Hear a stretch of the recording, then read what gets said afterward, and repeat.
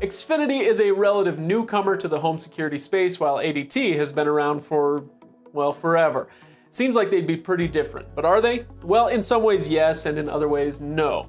Today we're diving into the differences and similarities between the two in pricing, contracts, technology, and equipment, and in the end, hopefully I'll have explained why, despite some strong features from Xfinity, we ultimately give the nod to ADT.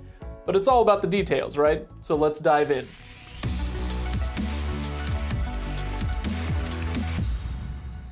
Now, at first glance, Xfinity wins the price battle pretty easily. Their base monitoring price is $30 a month, while ADT's monitoring price goes from $28 up to almost $60 a month. But hang on, because there's always more to the story than just the sticker price.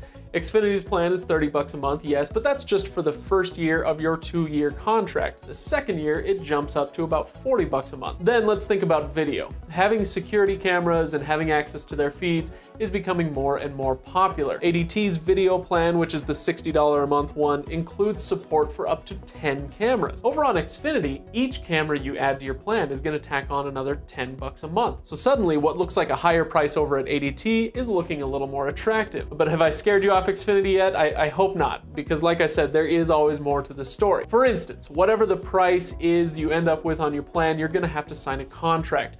Xfinity requires a 2-year contract, while ADT's is 3 years long. So the commitment is obviously shorter for Xfinity, which might appeal more to, say, renters, for instance. But then there's grace periods to consider. While both services allow for a return grace period if you change your mind, ADT's is twice as long as Xfinity's. It's 6 months instead of 3. Again, trade-offs. So the point we're trying to drive home here is that with pricing at least, there are going to be pros and cons either way you go. But what about the equipment and the technology available through both platforms? Is there a clear winner there? Well, let's take a look. ADT has 3 tiers. Traditional, control, and video. The traditional plan is just what it sounds like.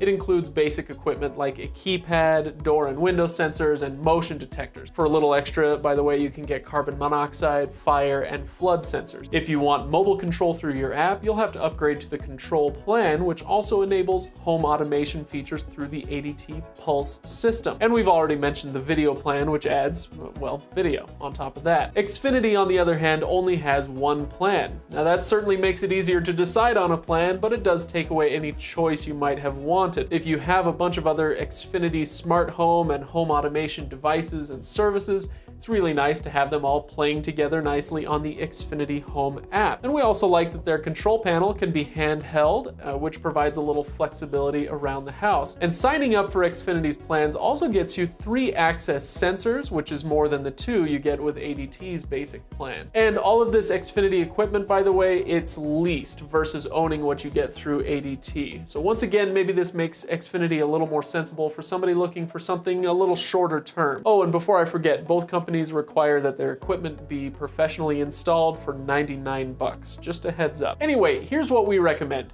If you're an Xfinity customer, or if you know you're gonna be one, and you want to bundle your home security with your TV, internet, and phone, then definitely check it out. Xfinity certainly has some things going for it, and having all that home tech integrated and working together can be extremely convenient. However, for standalone home security, for people using a multi-camera setup, and really just generally, we give the nod to ADT over Xfinity.